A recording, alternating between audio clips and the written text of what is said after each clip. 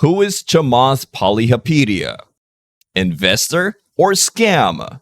In the history of modern banking and finance, Chamath Palihapitiya is one of the few individuals who has garnered as much attention as he has, as well as much praise and criticism. It is necessary to go into the intricate web of Silicon Valley's financial ecosystem in order to investigate the enigma surrounding Palihapitiya. This environment is characterized by the coexistence of innovation and speculation, and it can be challenging to differentiate between opportunistic scammers and visionary investors. Welcome to MONEYOCEAN, your gateway to the world of finance, wealth building, and success. Today, we embark on a journey to unravel the mystery surrounding one of the most controversial figures in modern finance, Chamath Palihapitiya. Is he a visionary investor, leading the charge towards prosperity, or is he a master manipulator, orchestrating elaborate schemes for personal gain? Join us as we explore the enigma of Chamath Palihapitiya, investor or scam.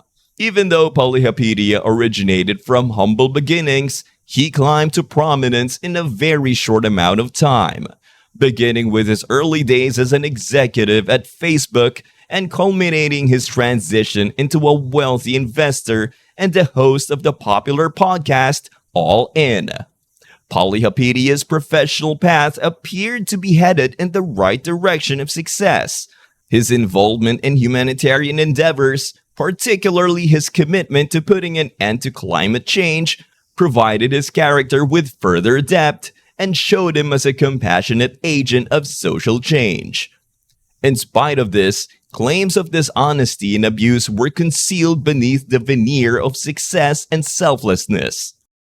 SPACs, which stands for Special Purpose Acquisition Companies, are a form of financial institution that Palihapitiya vehemently advocated and were at the core of the argument. He became a big player in the SPAC sector by utilizing his charisma and reputation to lure regular investors to join in risky business activities. He is known as the SPAC King, and he got very successful as a result. One of the most appealing aspects of SPACs is the fact that they offer the possibility of a corporation that is founded exclusively for the purpose of acquiring a target company, thereby avoiding the traditional procedure of an initial public offering, IPO.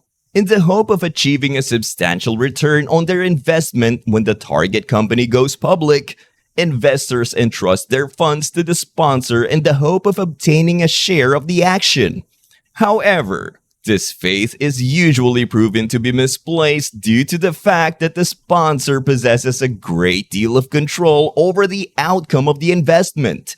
The participation of Palihapitiya in SPACs created suspicion and raised doubts about the organization. Despite the fact that he lauded SPACs as a method of democratizing the financial system, there were many who viewed them as instruments for taking risks and engaging in speculation. Palihapitiya's history, which featured notable mergers with companies such as Virgin Galactic, Open Door Technologies, and SoFi, presented a complicated picture. Some of the company's initiatives were successful to a moderate degree, while others failed and resulted in considerable losses for investors. An example of this would be the healthcare technology startup Clover Health, which Palihapitiya referred to as a revolution in the industry. The initial euphoria quickly gave away the disillusionment after information about regulatory investigations and unethical activity spread. As a result of Palihapitiya's lofty expectations and appealing language, retail investors found themselves in a precarious financial situation when the stock price of Clover dropped. Palihapitiya's SPAC activities had a ripple effect that affected the entire financial scene. The allegations that he participated in pump and dump scams and manipulated the market caused his reputation to suffer. which resulted in calls for increased accountability and transparency. Palihapitiya did not show any sign of flinching in the face of mounting criticism. He referred to his detractors as sideline losers and unflinchingly defended his actions as ambitious experiments in risk-taking and creativity. The case of Clover Health was not an isolated incident. The failures of all the SPACs backed by Chamath, Virgin Galactic, Open Door Technologies, and SoFi were similar, costing billions of dollars in market value and undermining investor confidence. There is reason to be concerned about Chamath's ethics and motivations based on this pattern. The question is whether he was truly working in the best interest of investors or whether he was putting together intricate pump and dump schemes for his own personal gain only. From his expensive CNBC pitches to his substantial ownership of SPAC sponsorships, Chamath's action gave the impression that he has a well-thought-out plan to profit himself at the expense of investors.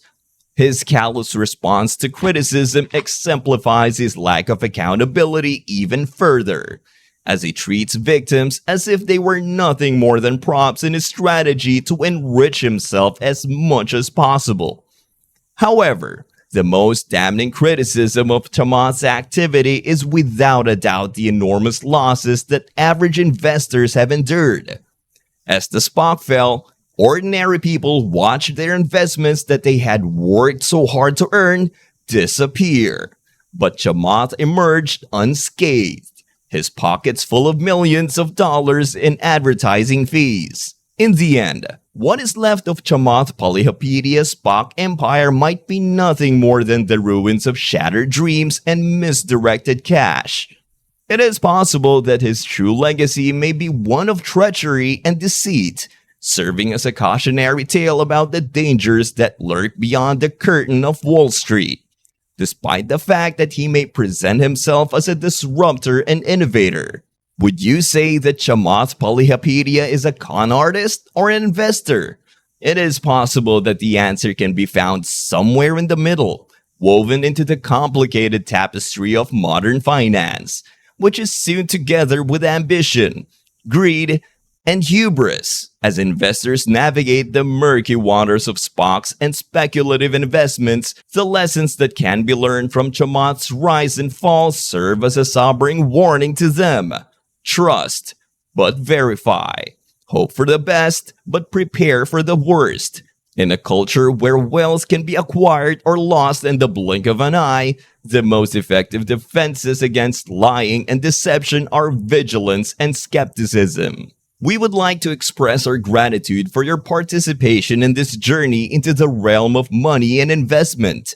We hope that you found the program that we presented today to be engaging and thought-provoking. In the vastness of the money ocean, it is important to keep in mind that knowledge serves as your compass and wisdom serves as your anchor. Stay tuned for additional insights, analysis, and revelations on Money Ocean, where the tide of success is always in your favor, regardless of the circumstances. Until we meet again, I hope that your investments are profitable and that you take home a lot of money.